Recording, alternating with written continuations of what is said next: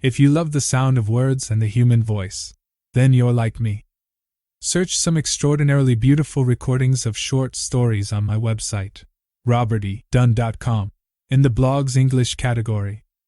I don't know if I prefer the sounds of words when I say them or when someone else with a fine voice says them. Young children respond to the human voice's cadence. Here are a few musical words that will improve any story: Agamemnon, Aurora, balloon, elixir, evanescent, Hiawatha, iridescent, loom, lullaby, luminous, mellifluous, memorial, nay, Nina, rendezvous, reverie, sequoia, serendipity, solitude, sumptuous, willow.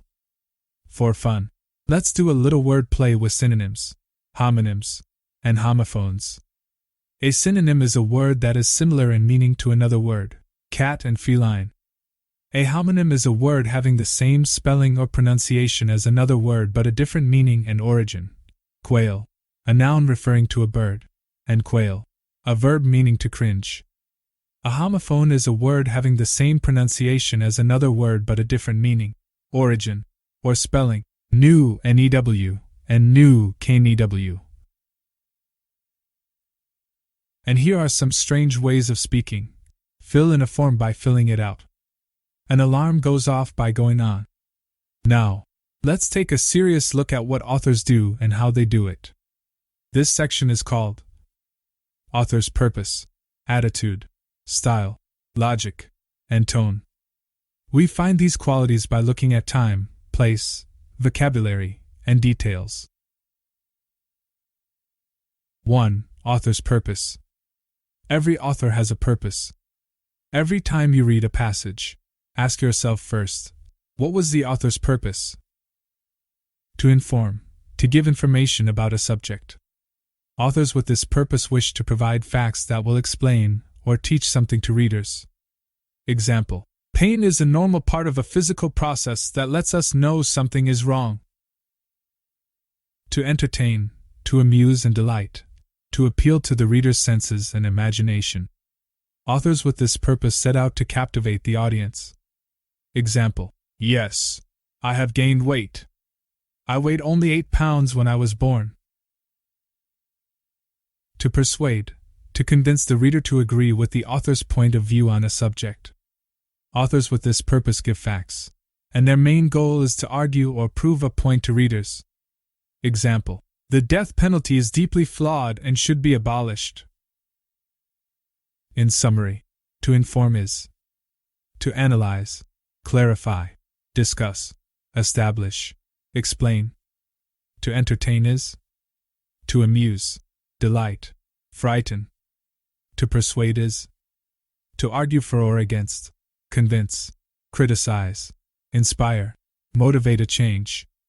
For example, the topic sentence of a persuasive essay might sound like this: spanking must be avoided when disciplining because of its long-term negative effects on the child.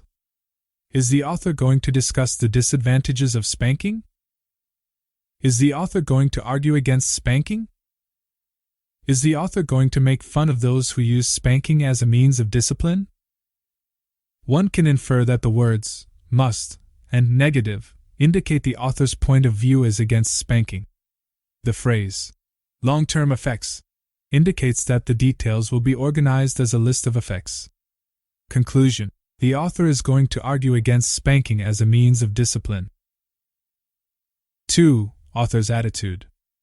Attitude is mental state or mindset, beliefs or religious beliefs, perspective on life or point of view, bias or slant, philosophy of life, or stance before the world. 3. Author's style. The author's style is word choice, syntax, and tone. What is syntax?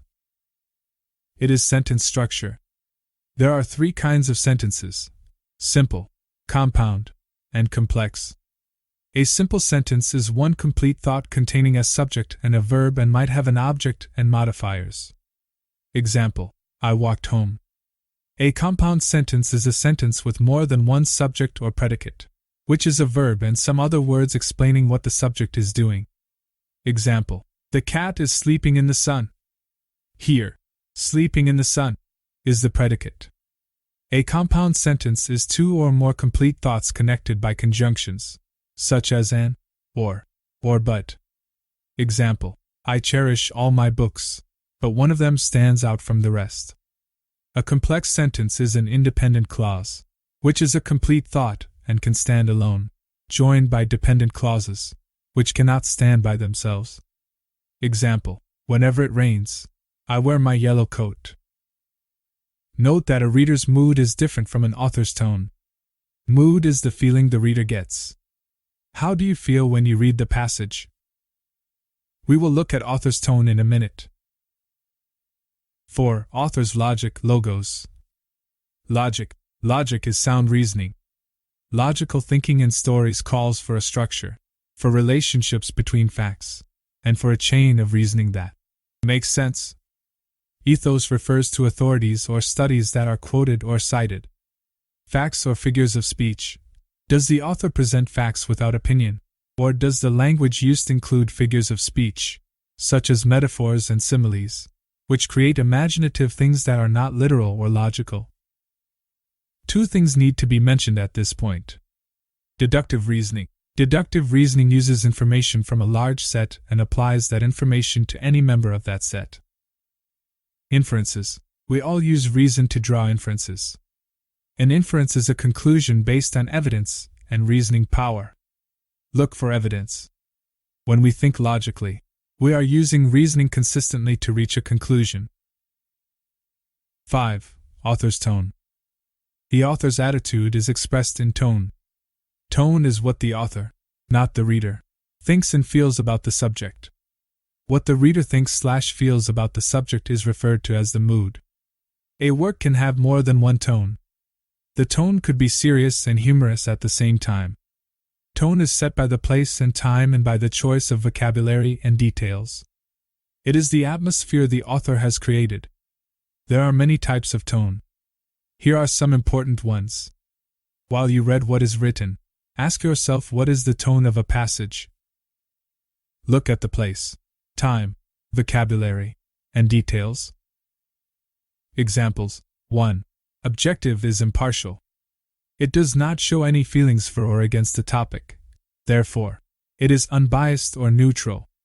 Often an objective tone uses higher-level words and avoids pronouns such as I and you, creating a formal tone. 2. Subjective is personal, biased, emotional, and often informal, using pronouns such as I and you. 3. Serious. The writer means just what is written, presents views without hidden messages or jokes, emphasizes facts and information. Serious writing is found in textbooks, newspapers, and magazines. 4. Persuasive. The author is trying to persuade you to change your mind or see things his or her way. Persuasive writing is found in speeches and editorials/opinion pieces. 5. Solemn. The writer uses formal English, and his or her attitude is grave or sad. Humorous or informal expressions are rarely used. Funeral orations or eulogies and official/political addresses on highly critical issues are expressed solemnly. Often, graduation speeches are solemn and funny at the same time, solemn and humorous. 6. Critical. The writer's purpose is to judge the relative merits of something. The writer may directly state pleasure or displeasure. For example, a book reviewer might write that a novel is a waste of the reader's time. 7. Cynical. The author is critical of, and distrustful of, the motives and sincerity of others or the essential worth of a subject. Even though humor is used, a cynical tone conveys a negative attitude. Dystopian stories are cynical. 8.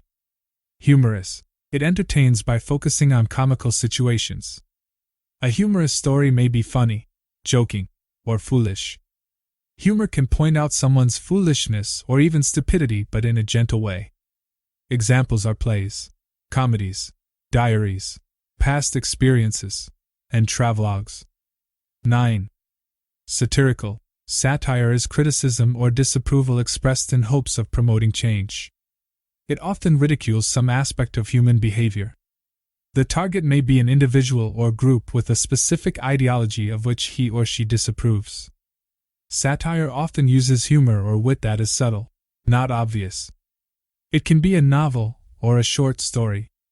Animal Farm is a satirical novel in which the world is made up of animals who have all the characteristics of humans, good and bad. The novel expresses disapproval of the animals, but really the author is talking about humans, and he hopes we will change by getting rid of our lower nature and keeping our higher nature.